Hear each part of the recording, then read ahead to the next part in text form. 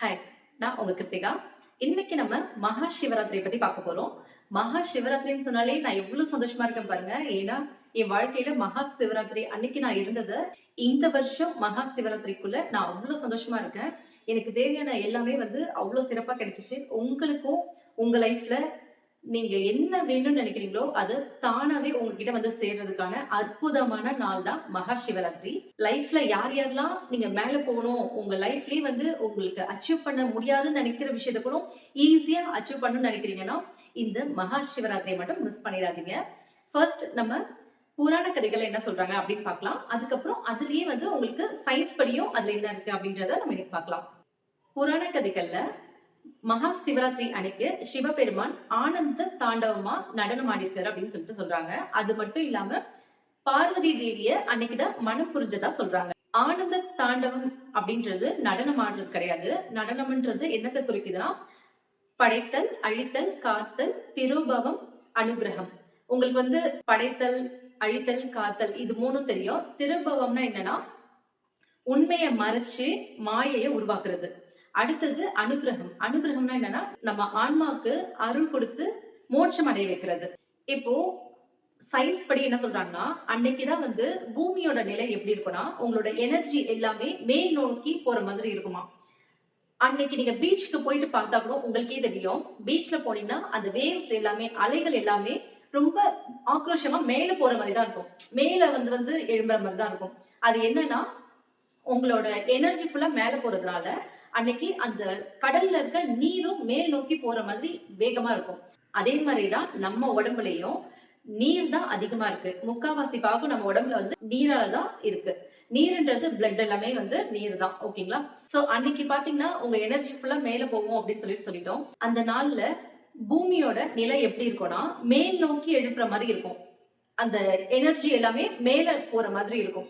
நிறைய பேர் மெடிடேஷன் பண்றோம். அந்த மெடிடேஷனை எதுக்கு பண்றோம்னா நம்மளோட எனர்ஜியை மேல் நோக்கி எழுப்புறதுக்காக தான் மெடிடேஷன் பண்றோம். அப்படி இருக்கும்போது உங்களுக்கு நீங்க ஒரு கிஃப்ட் எதிர்பார்க்கறீங்க. நீங்க ஒரு பொருளை வாங்கணும்னு நினைக்கிறீங்க. அந்த பொருளை வாங்குறதுக்காக நீங்க காசு சேர்த்து வைக்கிறது என்னென்னமோ பண்றீங்க. ஆனா அந்த பொருளை திடீர்னு ஒருத்தவங்க உங்ககிட்ட எடுத்துட்டு இந்தா இதனை நீ எதிர்பார்க்கற அப்படின்னு சொல்லிட்டு உங்ககிட்ட கொடுத்துட்டா நீங்க இவ்வளவு சந்தோஷமா இருப்பீங்க. அந்த மாதிரி நாள் தான் நம்ம எல்லாமே எனர்ஜியை மேல் நோக்கி எழுப்புறதுக்காக தான் மெடிடேஷன் எல்லாமே பண்றோம். அன்னைக்கு பாத்தீங்கன்னா காஸ்மிக் எனர்ஜின்றது உங்க பூமியை நோக்கி ரொம்ப அதிகமா இருக்கும். சோ அப்ப நீங்க மெடிடேஷன் பண்றதெல்லாம் பாத்தீங்கன்னா சீக்கிரமா உங்க எனர்ஜி ஃபுல்லாவே மேல போயிடும். அப்போ நீங்க என்னென்னலாம் ஆசைப்படுறீங்களோ அது எல்லாமே உங்களை நோக்கி வரும். இப்போ நம்ம நேரா உட்கார்ந்து ஸ்பைன் ஸ்ட்ரைட்டா இருக்கணும். அப்படி இருந்தா மட்டும்தான் உங்க எனர்ஜி மேல போகும். இதுவே நீங்க போய் படுத்துட்டீங்கன்னா அன்னைக்கு எப்படி இருக்கும்? அப்போ எனர்ஜி உங்களுக்கு மேல நோக்கி போறதுக்கு ட்ரை பண்ணும். ஆனா நீங்க படுத்திருக்கும் போது உங்க எனர்ஜி உங்க உடம்புல இப்படிதான் போயிட்டு வரும். அப்போ உங்க உடம்புல தேவையில்லாத வியாதிகள் இது எல்லாமே வர ஆரம்பிக்கும். நீங்க கோவிலுக்கு போய் மெடிடேஷன் பண்ணணும் இப்படிலாம் இல்ல, உங்களுக்கு இந்த மாதிரி இதெல்லாம் உங்களுக்கு பிடிக்காது, உங்களுக்கு இதெல்லாம் தெரியாது அப்படின்னாலும் நீங்க சும்மா வீட்டுல உட்கார்ந்து இருந்தாலே போதும், அதுவா எழுந்து மேல போகும். நீங்க அமைதியா உட்கார்ந்து இருந்தா கூட போதும். நீங்க போயிட்டு சாமிக்கு தான் கும்பிடணும், சாமியை தான் இது பண்ணணும் அப்படின்றது கூட கிடையாது. ஆனா அன்னைக்கு நீங்க உட்கார்ந்து இருந்தாலே உங்க எனர்ஜி மேல போகும்போது உங்களுக்கு அவ்வளவு அற்புதமான விஷயம் எல்லாமே நடக்கும். அன்னைக்கு ஏன் நம்மள விரதம் இருக்க சொல்றாங்க அப்படின்னா நம்ம சாப்பிடுறது எல்லாமே டைஜஸ்ட் ஆகுறதுக்கு கீழ் நோக்கி உங்க எனர்ஜி ஃபுல்லா இந்த இடத்துல இருக்கும். ஆனா அன்னைக்கு பாத்தீங்கன்னா உங்க எனர்ஜி ஃபுல்லாவே மேல போகும். அந்த டைம்ல போய் நீங்க ஹெவியா சாப்பிடுறீங்க அப்படின்னா அது செரிக்காது. அப்போ உங்களுக்கு டைஜஸ்டிவ் சிஸ்டம்ல கண்டிப்பா ப்ராப்ளம் வரும். உங்களுக்கு செரிமான பிரச்சனை எல்லாமே உங்களுக்கு வரும். அதனாலதான் அன்னைக்கு லைட் ஃபுட்டா சாப்பிடணும் அப்படின்னு சொல்றாங்க. விரதம் இருக்கவங்க முழு நேரமும் எதுவுமே சாப்பிடாம கூட விரதம் இருக்கலாம். அப்படி சாப்பிடணும்னு நினைக்கிறவங்க லைட் ஃபுட்டா ஃப்ரூட்ஸ் சாப்பிடலாம். அப்படின்னா ஜூஸ், அந்த மாதிரி பால், இந்த மாதிரி நீங்க சாப்பிடலாமே தவிர அன்னைக்கு ரொம்ப ஹெவியா சாப்பிடாதீங்க. அது வேற இந்த மகா சிவராத்திரி ஞாயிற்றுக்கிழமையில வருது. சோ நீங்க கொஞ்சம் வெஜிடபிள் சாப்பிடுறது ரொம்பவே நல்லது. இந்த நாள்ல உங்க ஸ்பைன, உங்க முதுகு தண்டு இருக்கு இல்லையா, இத நேரா வச்சுட்டு நீங்க உட்காரும் போது உங்க எனர்ஜி மேல் நோக்கி போகும். அன்னைக்கு நைட் ஃபுல்லாவே நீங்க அந்த மாதிரி உட்காருவீங்கன்னா உங்க லைஃப்ல அற்புதத்தை நீங்களே வர வச்சிட்டீங்க அப்படின்னு சொல்லிட்டு தான் அர்த்தம். அந்த ஒரு நாளை மட்டும் கண்டிப்பா மிஸ் பண்ணாதீங்க. அதே மாதிரி இந்த நாள்ல தான் சிவபெருமான் ஜோதிட லிங்கமா காட்சி கொடுத்திருக்காராம். பிரம்மனுக்கும் விஷ்ணுக்கும் காட்சி கொடுத்ததா சொல்றாங்க. விரதம்னாலே நம்ம என்ன நினைக்கிறோம்னா, சாப்பிடாம இருக்கணும். இல்லன்னா வெஜிடபிள்ஸ் மட்டும் சாப்பிடணும். இப்படின்ற மாரி தான் நம்ம நினைக்கிறோம். ஆனா, மகா சிவராத்திரி அன்னைக்கு மௌன விரதம் இருக்கணும். மௌன விரதம்ன்றது நீங்க உங்களுக்குள்ள இருக்க உங்க ஆன்மாவோட பேச்ச நீங்க கேட்கணும். அமைதியா இருக்கும்போது தான் உங்களோட ஆன்மா என்ன சொல்லுதுன்றதே உங்களுக்கு கேட்க முடியும். மெடிடேஷன்ன்றதும் மெயினா அதுக்கு தான். உங்க ஆன்மா உங்களோட அமைதியில தான் வந்து அது உங்ககிட்ட பேசும். இப்போ நீங்க தண்ணி ஓடிட்டு இருக்கு. ஓடுற தண்ணீல பார்த்தீங்கன்னா, அடியில என்ன இருக்கு அப்படின்றது நம்மளுக்கு தெரியாது. இதுவே ஒரு அமைதியான நிலையில நீங்க தண்ணி இருக்குன்னா, அந்த இடத்துல போய் பார்த்தீங்கன்னா, அடியில என்ன இருக்குன்ற வரைக்கும் நம்மளுக்கு தெரியும். இல்லையா? அதே மாரி தான் உங்க மனசுலயும் நீங்க ஏதாவது ஒண்ணு யோசிச்சுக்கிட்டே இருக்கீங்க அப்படின்னா, அது உங்களுக்கு என்ன தேவைன்றத உங்ககிட்ட சொல்லாது. இதுவே நீங்க அமைதியா உட்கார்ந்து தியானம் பண்ணும்போது, உங்களுக்கு என்னென்ன தேவையோ, உங்கள சுத்தி என்ன நடக்குது, உங்களுக்கு என்னென்ன வேணும், இது எல்லாமே ஒரு விஷயத்த வந்து உங்களுக்கு ஹார்டா ஒரு சிச்சுவேஷன் இருக்குன்னா, அந்த சிச்சுவேஷன எப்படி நீங்க ஹேண்டில் பண்ணணும்? இது எல்லாமே உங்க ஆன்மாவே உங்களுக்கு சொல்லிக் குடுக்கும். அதுக்கு நீங்க என்ன பண்ணணும்னா, அமைதியா, மௌனமா எதுவுமே பேசாம கொஞ்ச நேரம் உட்கார்ந்து, உங்க ஆன்மா என்ன சொல்லுதுன்னு நீங்க கவனிச்சீங்கனாலே, உங்களால உங்க லைஃப்ல அவ்ளோ அற்புதமான விஷயத்த எல்லாமே கொண்டு வரதே இந்த ஆன்மா தான். அப்போ நீங்க மெடிடேஷன் பண்ணி உங்க ஆன்மா கிட்ட பேசும்போது, உங்களுக்கு அற்புதமான விஷயம் எல்லாமே நடந்துட்டு இருக்கும். இப்போ சயின்ஸ் படி பார்த்தோம்னா, நம்மளோட பிளானட் எப்படி இருக்கும்னா, எனர்ஜியே ஃபுல்லா மேல் நோக்கி தான் போயிட்டு இருக்கும் அப்படின்னு சொன்னேன் இல்லையா?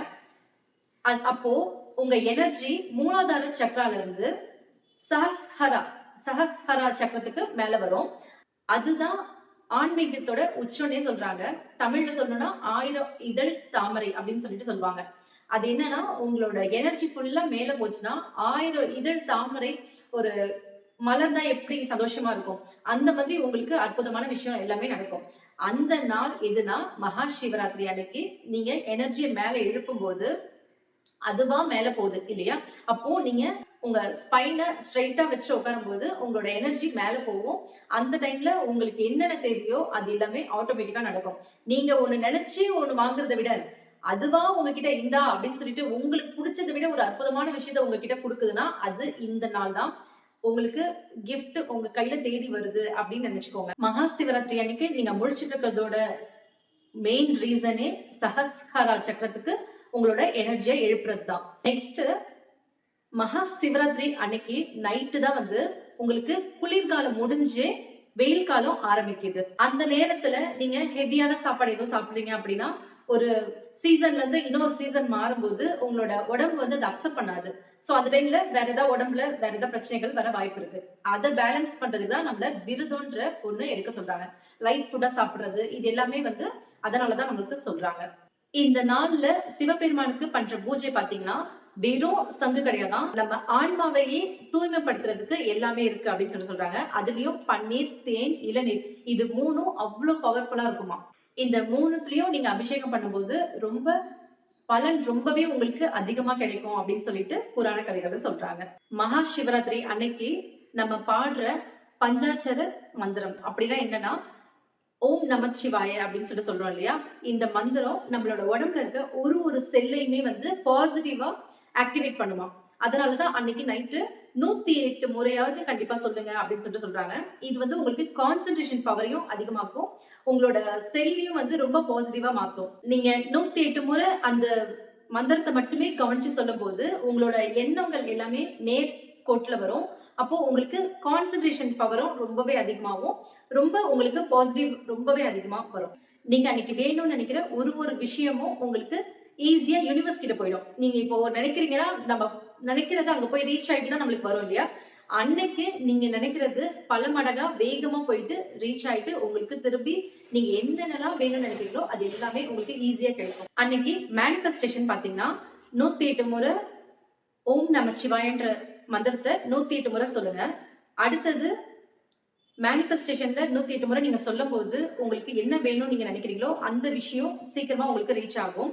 அடுத்தது விஷுவலைசேஷன். விஷுவலைசேஷன்னா என்னன்னா, நீங்க நினைக்கிற விஷயத்த உங்களுக்கு என்ன நடக்கணுமோ, அந்த விஷயம் நடந்துட்டு இருக்க மாரி நீங்க கற்பனை பண்ணுங்க. நடந்துட்டு இருந்தா அந்த டைம்ல நீங்க எவ்வளவு சந்தோஷமா இருப்பீங்களோ, அந்த சந்தோஷத்தையும் நீங்க உணரணும். நீங்க அங்க போயிட்டு என்னென்ன பண்றீங்க அப்படின்லாம் உங்களுக்கு இருக்கும் இல்லையா? ஒரு விஷயம் இப்ப நீங்க ஒரு வீடு கட்டணும்னாலே, அந்த நடக்கிறதுக்கு நீங்க என்னென்ன பண்ணுவீங்க அப்படின்னு சொல்லிட்டு இருக்கும் இல்லையா? அதெல்லாம் நீங்க கற்பனை பண்ணி, அந்த இடத்துல நீங்க வாழுற மாரி கற்பனை பண்ணணும். அது உங்களுக்கு சீக்கிரமாவே நடக்கும். அடுத்தது அஃபர்மேஷன்ஸ். உங்களுக்கு என்ன தேவையோ அந்த விஷயம் நடந்துட்ட மாரி நீங்க சொல்லி, நன்றி, நன்றி, நன்றின்ற வார்த்தைய சொல்லுங்க. கிராட்டிடியூடுன்றது ரொம்ப முக்கியம். மேனிஃபெஸ்டேஷன்ல நீங்க எது பண்றீங்களோ இல்லையோ, கிராட்டிடியூடுன்றது ரொம்பவே பவர்ஃபுல்லா உங்களுக்கு ஒர்க் ஆகும். ஓகேங்களா? அஃபர்மேஷன்ஸும் உங்களுக்கு எந்த மாரி அஃபர்மேஷன்ஸ் வேணும்னு கீழ கமெண்ட் பண்ணுங்க. உங்களுக்கு நான் எல்லாத்துக்குமே தனித்தனியா வீடியோ போடனாலும் போடுறேன். எல்லாமே காமனா என்ன வேணும், என்ன சொல்லணும் அப்படின்றதையும் ஒரு வீடியோவா நான் சொல்றேன். மௌன விரதம் இருக்க முடியறவங்க மௌன விரதமும் இருக்கலாம். அப்படி இருக்க முடியலன்னா, நீங்க இந்த மாரி வேற ஏதாவது கூட மேனிஃபெஸ்டேஷன் நீங்க பண்ணலாம்.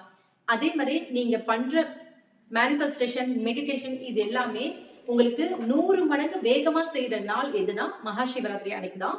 அதே மாரி அன்னைக்கு நீங்க பண்றது, நீங்க கேட்கறது எல்லாமே யூனிவர்ஸ் டோர் ஓப்பன் பண்ணி வச்சிருக்கோம். சோ நீங்க கேட்கறது ஈஸியா சீக்கிரமாவே உங்களுக்கு கிடைச்சிடும். மகா சிவராத்திரிக்கு விரதம் இருக்கவங்க நைட் மட்டும் தான் விரதம் இருக்கணும் அப்படின்னு கிடையாது. மகா சிவராத்திரி அன்னைக்கு காலையில பிரம்ம முகூர்த்தத்துக்கு முன்னாடியே எழுந்துருங்க. அப்படி இல்ல சூரியன் உதிரதுக்கு முன்னாடியே எழுந்திருச்சிருங்க. எழுந்துட்டு குளிச்சுட்டு சிவபெருமான நினைச்சு சாமி ரூம்ல போயிட்டு நீங்க மனசார இன்னைக்கு நான் விரதம் இருக்கேன், என்னோட விரதத்துக்கு பலன் கொடுங்க அப்படின்னு சொல்லிட்டு நீங்க மனசார நினைச்சுக்கோங்க. நினைச்சிட்டு அன்னைக்கு ஃபுல்லா நீங்க என்ன விரதம் இருக்கீங்களோ, மௌன விரதம் இருக்கிறதா தான் இருங்க. அதை ஸ்டார்ட் பண்ணிக்கோங்க. அந்த நிமிஷமே ஸ்டார்ட் பண்ணிடுங்க. மௌன விரதமோ இல்ல சாப்பிடாம இருக்கீங்களோ, எந்த விரதமா இருந்தாலும் நீங்க அந்த காலையிலே ஸ்டார்ட் பண்ணிடுங்க. எப்போ முடிக்கணும் அப்படின்னா, மறுநாள் காலையில தான் சதுர்தசி திதி. இது முடிஞ்சதுக்கு அப்புறம் தான் நீங்க குளிச்சுட்டு மறுபடியும் சிவபெருமான வேண்டிட்டு மில்லட் கஞ்சி, மில்லட்னா அந்த கிரெயின்ஸ் தானிய வகைகள் இருக்கு இல்லையா, அந்த மாதிரி ஏதாவது ஒண்ணு கஞ்சி மாதிரி வச்சு குடிக்கலாம். அப்படி இல்லைன்னா தண்ணி, பால் இத மாதிரி ஏதாவது ஒண்ணு குடிச்சு லைட் ஃபுட்டா நீங்க குடிச்சிட்டு உங்க விரதத்தை நீங்க முடிக்கலாம். எந்த சாப்பாடுமே சாப்பிடாம இருக்கிறது ஒரு விரதம் தான். இதுல தண்ணி கூட குடிக்காம நிர்ஜல விரதம் அப்படின்னு சொல்லிட்டு சொல்லுவாங்க. தண்ணி கூட குடிக்காம இருக்கணும். காலையில இருந்து மறுநாள் காலையில வரைக்கும் தண்ணி கூட குடிக்காம இருக்கணும். இது இருக்க முடியல அப்படின்னா நீங்க பால் இல்லைன்னா பழம் இந்த மாதிரி ஏதாவது ஒண்ணு சாப்பிட்டுட்டு நீங்க விரதம் இருக்கலாம்.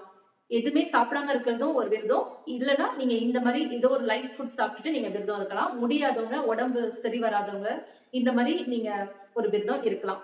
மேனிஃபெஸ்டேஷனும் நீங்க எந்த மேனிஃபெஸ்டேஷன் பண்ணாலும் ஒர்க் ஆகும்.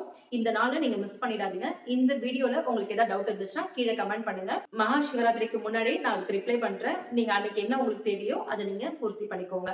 இந்த வீடியோ பிடிச்சிருந்தா மறக்காம லைக் பண்ணுங்க. சப்ஸ்கிரைப் பண்ணாம பாக்குறவங்க சப்ஸ்கிரைப் பண்ணிக்கோங்க. மகா சிவராத்திரி பத்தி தெரிஞ்சுக்கணும்னு நினைக்கிற உங்க ஃபேமிலி மெம்பர்ஸ்க்கோ இல்ல ஃப்ரெண்ட்ஸ்க்கோ ஷேர் பண்ணிக்கோங்க. தேங்க்ஸ் ஃபார் வாட்சிங்.